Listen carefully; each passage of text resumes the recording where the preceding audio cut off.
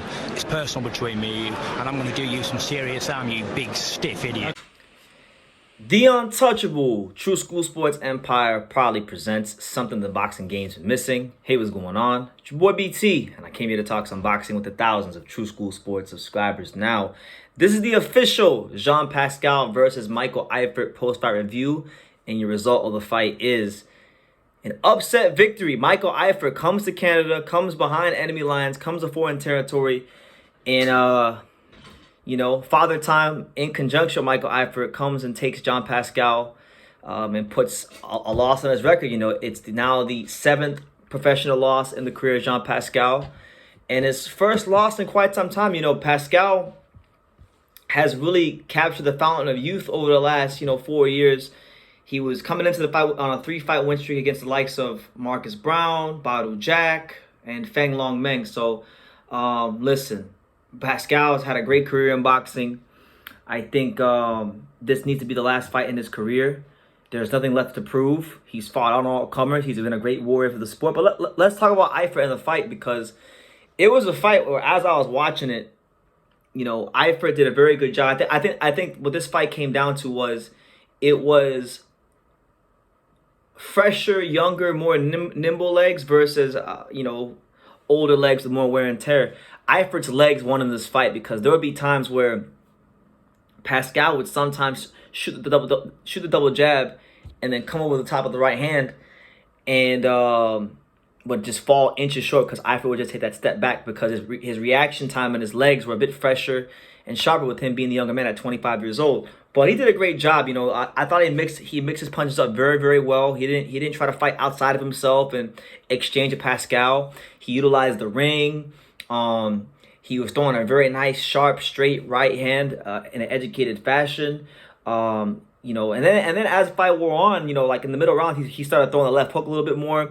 And every time I was telling my dad this, I was like, man, if Michael Eifert had an elite left hook, he would have been able to stop Jean Pascal, but he didn't really have a great left hook. But he had a left hook that was good enough that when he touched Pascal, I don't like the way Pascal reacted to it. So just overall, I give the man credit. Eifert is a fighter that a lot of people didn't know a whole lot about coming into this fight.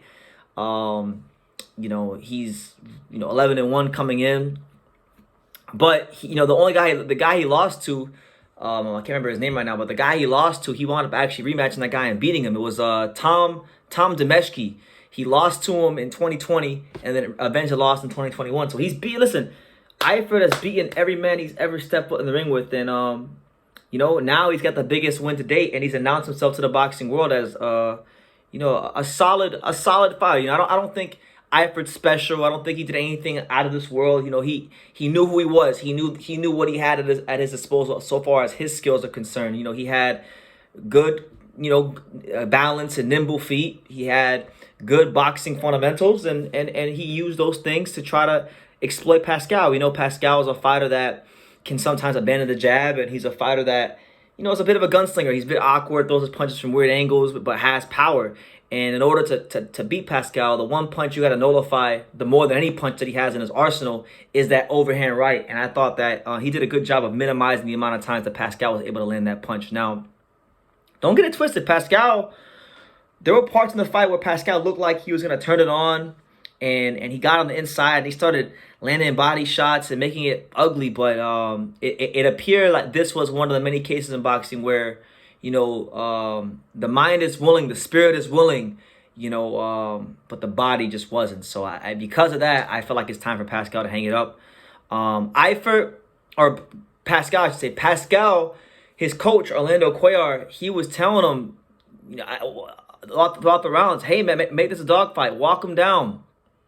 Show me some fucking heart. Like, he was really getting animated in that corner tonight, trying to pull out every last bit he could out of Pascal. And to tell you the truth, like, I've seen Pascal at earlier stages of his career, when he was better, not fight as hard as he did in the latter part of the fight. And I don't think he quite had as much of himself to give in this fight. So I think Cuellar got what he could out of him tonight, despite the circumstances. I don't think Eifert would have beat Pascal 2 or 3 or 4 years ago, but it is what it is. He didn't have to beat he didn't have to beat Pascal from 2 or 3 or 4 years ago. He had to beat Pascal on March 16, 2023, and that's what he did. Very responsible, very disciplined game plan, and good for him. You know, I always love when fighters who are unknown come in and make a name for themselves. So now they can't take it away from him. He's now beating Jean Pascal. Pascal's a big name in boxing. Pascal is a former world champion, and now Eifert is your IBF mandatory challenger. If Eifert winds up fighting Beterbiev, I think, you know, for maybe a couple of rounds, his style could be a little complicated for Beterbiev. But I don't know. I don't want to write him off because Beterbiev's not much. You know, Pascal and Beterbiev are around the same age, so I don't want to write Beterbiev off. But Beterbiev has knocked out everybody he's fought in the ring, and it's going to take something very special to knock him off. And I just don't see Eifert doing it, but I didn't see Eifert beating Pascal, and he did that. So, you know, credit to him. As far as Pascal goes, like, don't fight anymore. Like, I don't see any reason to fight. He's made good money. His legacy cemented. He's a great fighter from Canada.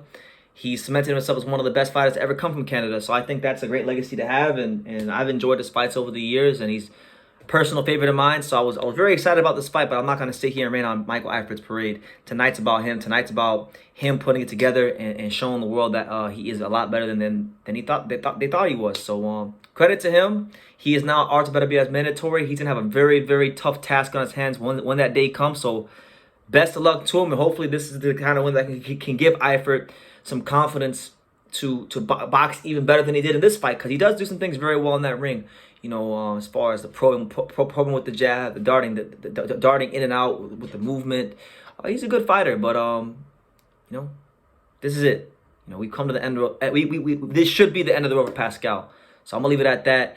Let me know what you guys think of. What did you guys think of Eifert versus Pascal if you watched it, and how do you think Eifert will fare against Beterbiev when the two should square off now that he's a mandatory challenger? Let me know in the comments down below. Make sure you guys take the time to subscribe. And like I say in every single one of these videos, you can love me or you can hate me, but I'm just a kid from Dane. So until next time, take care, guys. Thank you for watching another video on the untouchable True School Sports Empire. For more great boxing content just like this video, click right here and make sure you subscribe. Much love from sunny South Florida.